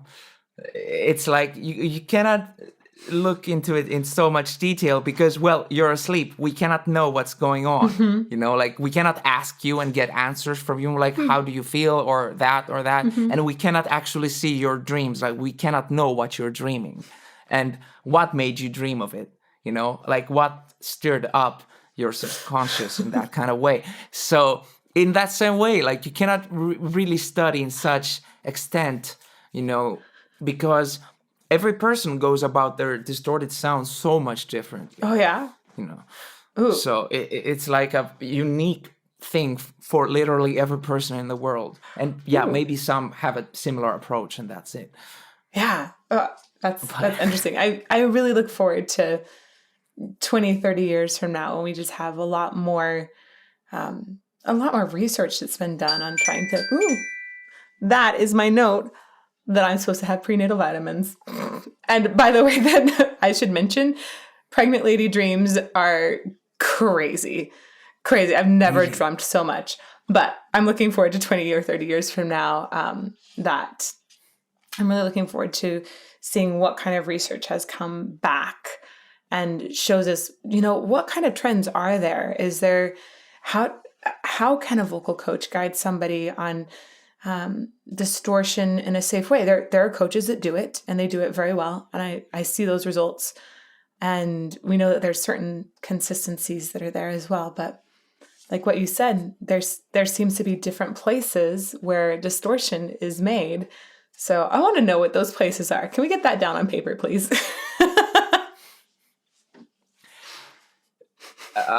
When it comes to my own perception, once again, I feel like those sounds are coming in the area of the soft palate, for example. And maybe it gets boring, and repetitive when somebody says that, but that's how I feel it. I don't know where somebody else might feel it. And sure, some people might try to, add, for example, a little vocal fry before they execute a distorted note, so you try to marry those two essences together.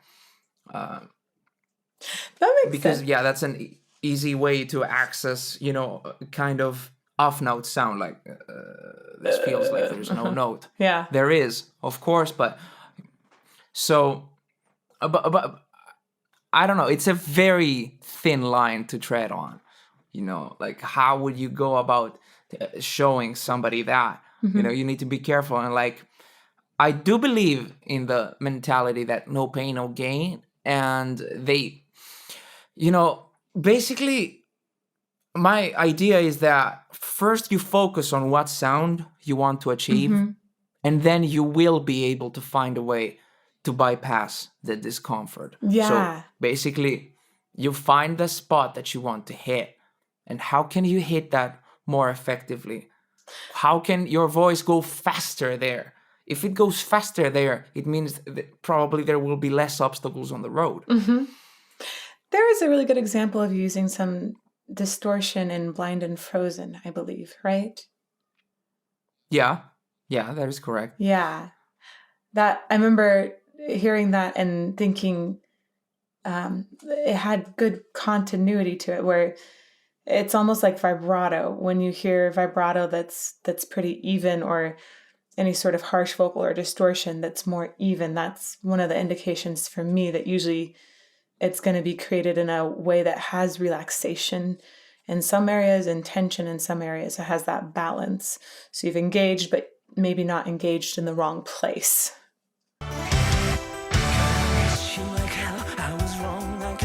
For the heart can be blind and frozen. Now I live with the pain every night, every day, as I read those letters you wrote me. God, I miss you like hell. I was wrong, I can tell. For the heart can be blind and frozen. Now I live with the pain every night, every day, as I read those letters you wrote me. How I long for the time when your lips would kiss mine, and the promise was still.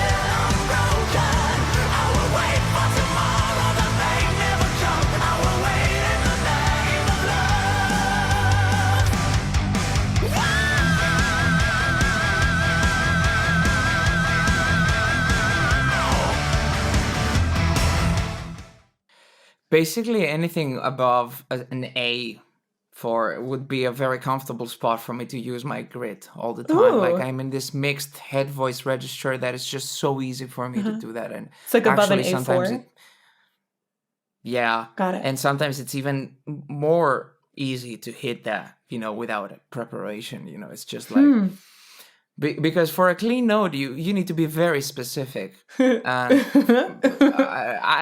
I know, just like I said, in the classical singing, your voice is very exposed. So you need to be very specific, But for distortion, you just know how the distortion feels, and that leads the way, Even if you have a different percentage every time, okay, this time it was 80% distortion and 80% 20 note, or vice versa. It's yeah, who cares? It's strong enough. As long you just need to meet a couple of criteria, like, is it strong enough? Is it on the pitch? Is it controlled? That makes sense. I don't know.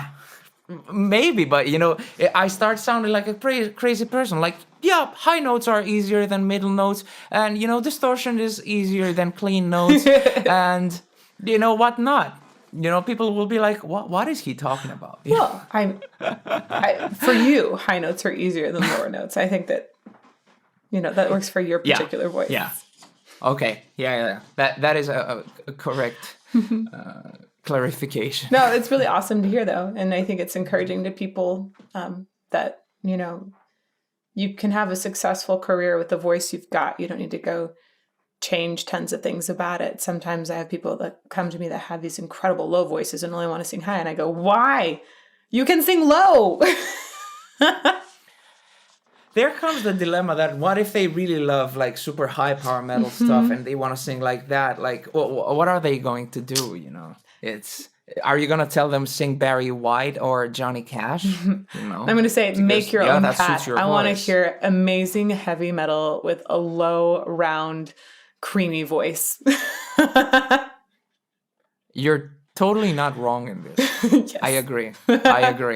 Like, yeah, that would be a unique path to work on, for sure. Yeah. Okay, we just did this and it was amazing. I loved it. Quirky Uncle Dave wanted to know, you have such a versatile voice, and in your covers you explore some genres outside of rock/metal. Is there a style of music you haven't tried singing yet that you think would be particularly challenging for you to master? Rap. Okay, I want to hear that. No freaking way. It's just like, I'm not even touching on that. Wow. And I don't even think it's easy. It isn't. At least not in my own book. Maybe you can pick somebody off the street that they would have zero note perception, like zero whatever, but they would just rap awesomely. And I don't know how, but it is definitely possible. But for me, it almost feels like I know too much music to be able to rap. Like, I just make everything in my head, like, tries to process it logically, and I think that's not what rap is all about. So I would fail, and yeah. And I think also, like, I don't want to make any excuses or anything, but for example, to me, when I hear Greek rap, that sounds funny. When I hear French rap or Finnish rap, that sounds funny to me. Like, I just need the English language. Just like for the Greek music, I need the Greek language. I cannot, like, you can pick up, like, I don't know, like Mariah Carey, like, to sing Greek music. That would be funny, That's a funny even image.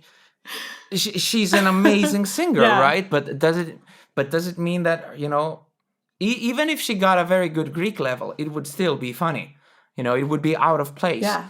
So that's the same idea. Like, some genres just fit better to me in certain languages. So interesting. I know I have a decent American level or English level. Sorry. Yeah. But very good. But it's not my language. So it would suffer more when you had to pronounce faster, or you just have to sound it. I think you should sound in a certain way when it comes to the language. So there would literally be a little language barrier on my end as well. Or I would really have to mimic, to somehow get through that obstacle. Like, it would be doable, but it would require years of work.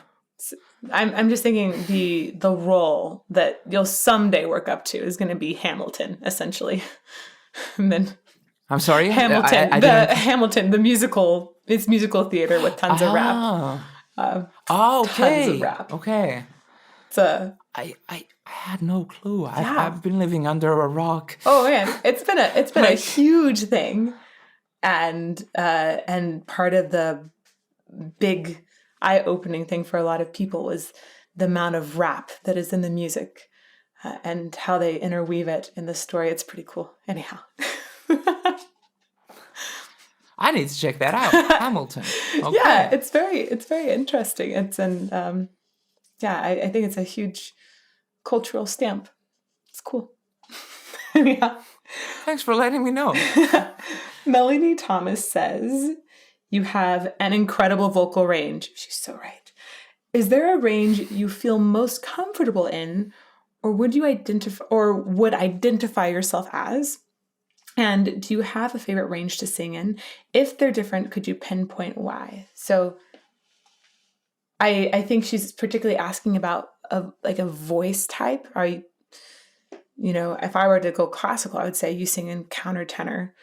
But, and we're talking about you just loving fourth octave and or fifth octave kind of notes. So any particular range or voice type you would classify yourself as?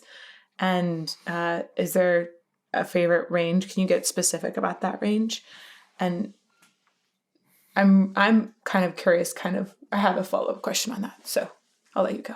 It's such a mixed bag because I have really become like a Jekyll and Hyde lately with my singing. Like the one side of me wants to sing the Greek stuff that, I just feel comfortable between, I don't know, D3 and F sharp 4, for example. I don't want to cross that line, and actually that's the range lately that I enjoy singing more because, like, I don't know, is it the age? Is it like am I calming down or something? Like every time I'm like, oh my God, the sweat that I'm going to go through just to sing these metal lines. Like vocally, it might be easy, but physically, it's like I'm taking up a beating right there. It's like I'm in a boxing ring. So I'm like, oh my God, I want to do this again. Even though singing wise, it's kind of easy. Like if I'm, as you said, like in the fifth octave, anything is fine there. Okay, let's not go to A or B5, but yeah, I can still do those if you ask me. Like, I'm like, no, man, like, let me rest, like, let me chill, Like, that's a lot of like, work. I know that's my sweet spot in all those metal years that I've built, my voice has really just learned how to be there. It's like, okay, we know what we're doing now.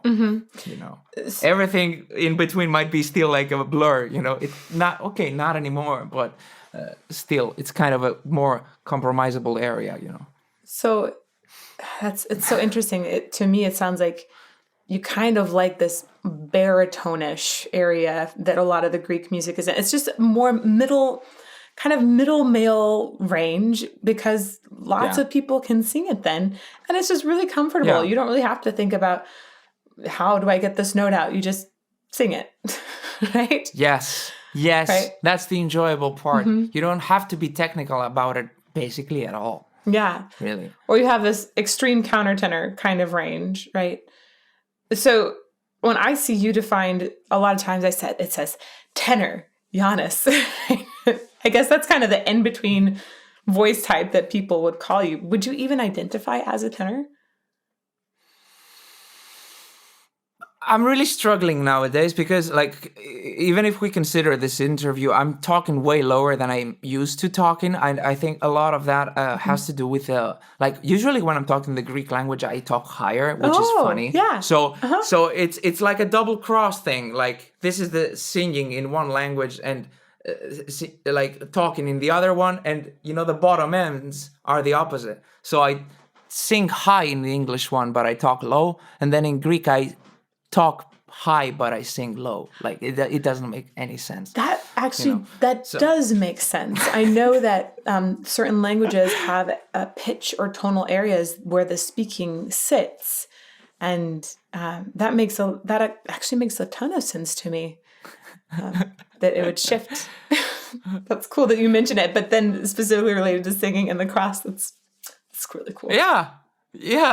But I think a lot of that mentioning me as a tenor is because I was doing tenor work in the classical lessons. Got it. So I had classical tenor repertoire. So yeah, and I was doing quite all right in that. But I remember, especially in the first years, that my voice was even more comfortable in the higher range. I was asking my teacher, why aren't we doing this in the higher octave?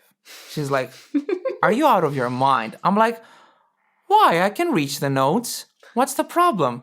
And then I don't have to deal with passages, you know? Yeah, exactly. She's like, I don't want to make you sound like a mezzo-soprano. I want you to challenge yourself, you know? And if you have, I don't know, passage issues or something, we work on those. But if you do the other thing, then you will have nothing else left in your voice. Smart teacher. You know? So, like, I really love her mentality, really. Yeah. And, you know, she... and her just, you know, pushing me like, okay, I want you to do the career you want to do. And, like, I don't want to change your instrument, you know. Yeah, it's good. I have one last question for you. This is kind of fun. From Alan Clark. He wanted to know, what is the proper way to train reinforced head voice, including preparations, and how do you avoid vocal cord slapping? Slapping. I love that. Right? Wow. Things are getting technical. I know. I love these people. You know, I'm getting sweaty, you know, because as you might have noticed, I am more on the practical side of things. And, you know, I don't want to feel the person's, like, somebody comes for lessons and then they get all this new information, you know, for example, if you have a beginner. So their head really explodes like, okay, so I should be projecting, but I should be relaxed, but I should, you know, and then they're like, damn, I don't know what to do anymore. Right. And they panic. Singing right? is kind of complicated, or it can be complicated, and it can be simple too. Yeah, exactly. It depends what approach you get. For me, of course, you need basically the toolkit. So yes. After you get the toolkit, you can be automatic and simple. Yes. You know, so, but yeah, in my opinion, it is very necessary to have the toolkit. Great. But back to the question.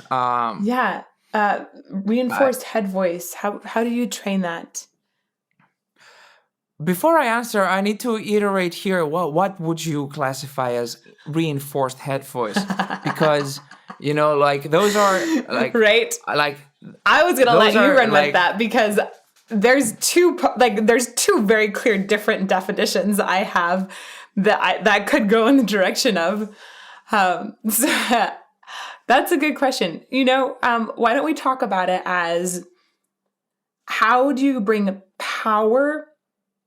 For me, from the classical perspective, I would say it's when you're in your falsetto, but that's not how you talk about your voice.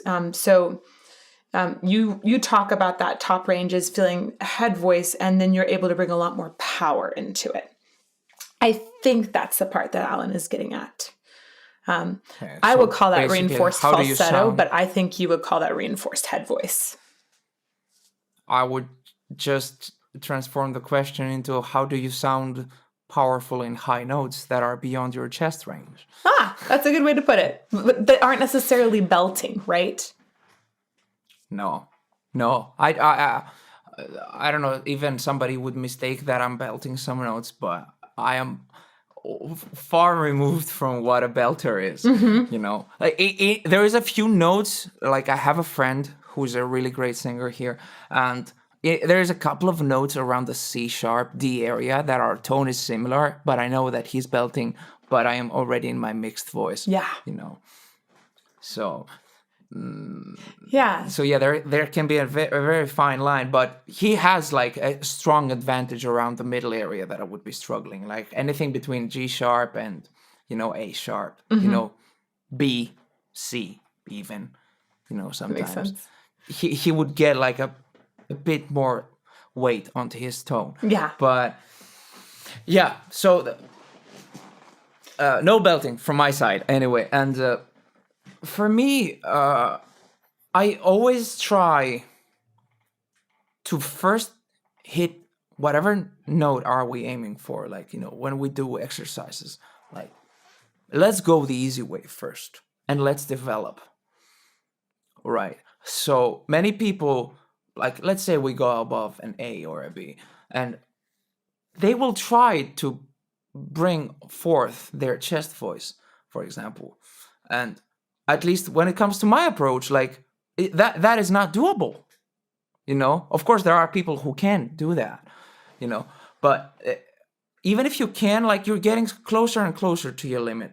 And I try to avoid being on any limit. Like, I want things to be comfortable. So how can I be comfortable but still powerful? That's my goal, at least. So I try to go first on that note in a very easy, soft way, whatever it is, a lip roll or anything of those things that we mentioned before. And I think the NG is the biggest one that already gives you a feeling of your head voice, because sure, it's all resonating here, but this is already above the mouth. So I use that one a lot as a tool. Like, can we make the voice like hook here, like latch onto this? Because then it's easy to expand in the higher area.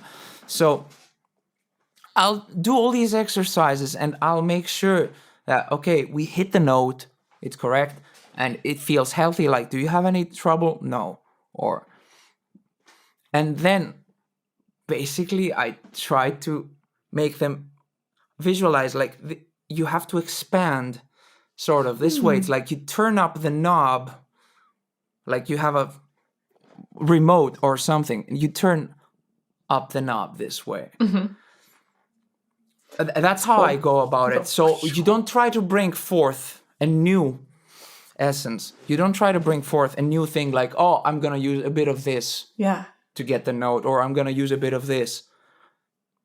No, it's all happening here. Like, we have already abandoned that ship a long time ago. So you just have to become friends with the idea that anyway, if you still want to go higher, you're just not biologically meant, you know, as a male, let's say, that you're not biologically meant to hit with full-on chest voice, I don't know, an F or a G5. It's just like, you need to forget about that. So you need to let it go. So at some point you would need to let it go.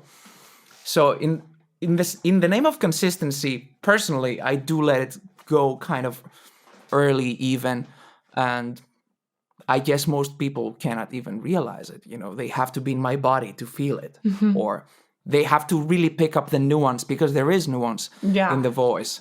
That, okay, this is a bit more twangy, like it doesn't have a lot of weight, you know. I do have those weaknesses, so to speak, you know, and it's almost like two different schools of modern singing. Like, there's the people like me that I would take things from the top down, essentially.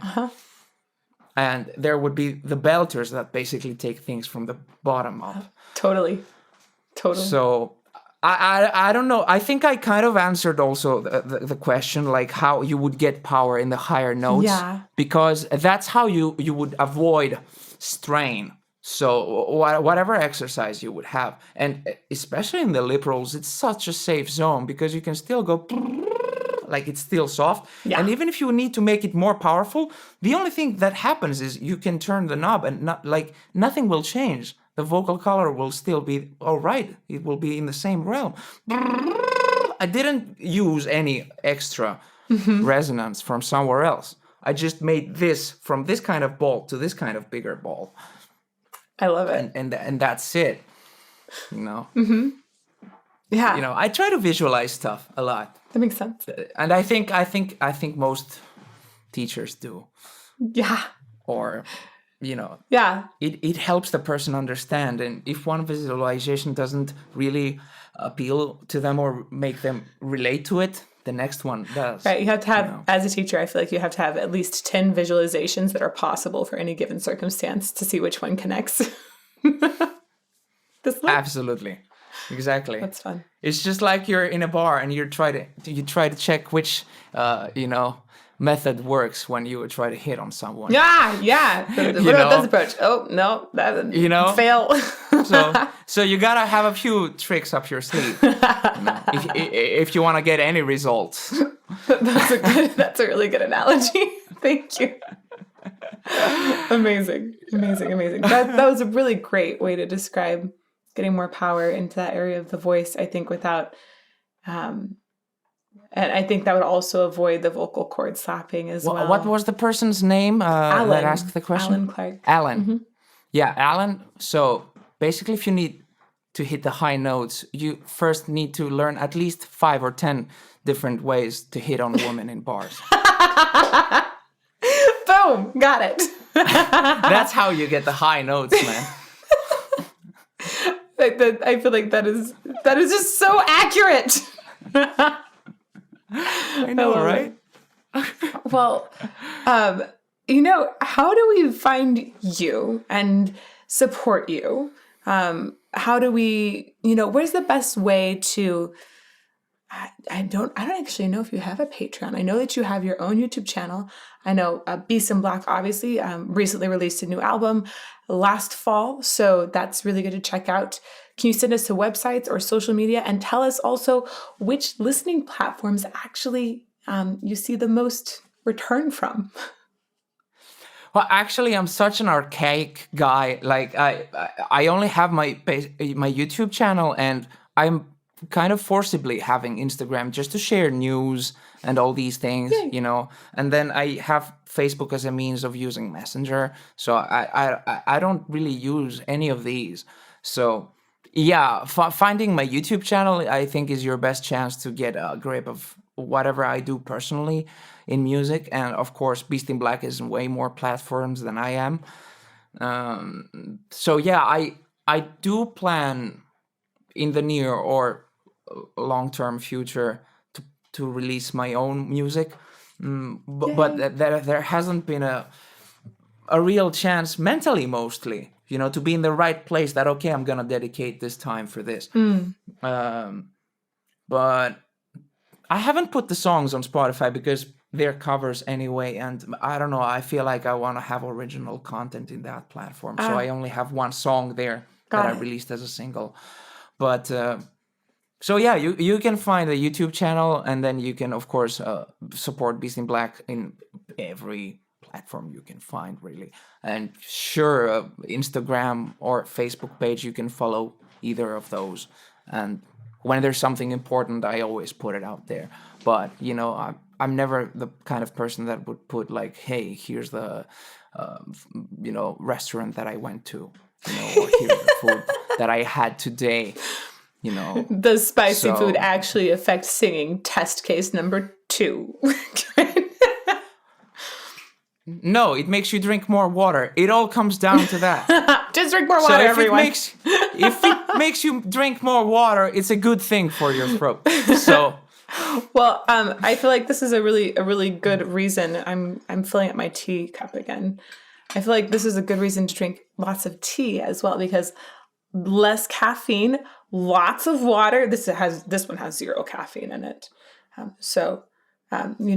Drink more tea. Does the dragon tea have any caffeine? I think there's a little bit of caffeine, but definitely not as much as is going to be in coffee. Okay, that's good news. You can for sleep sure. today. Damn, I love the flavor. I got so carried away by the conversation, I left a few sips there still. So now it's like kind of cold. It's lukewarm. So and the flavor just blossoms. But the flavor is still great. So good. Well, thank you so very much for your time and conversation and insights. I've really enjoyed getting to talk with you and getting to learn a lot more as well. So it's just been fantastic. I want to say same here. It's my pleasure. Cheers. Cheers to you. Cheers.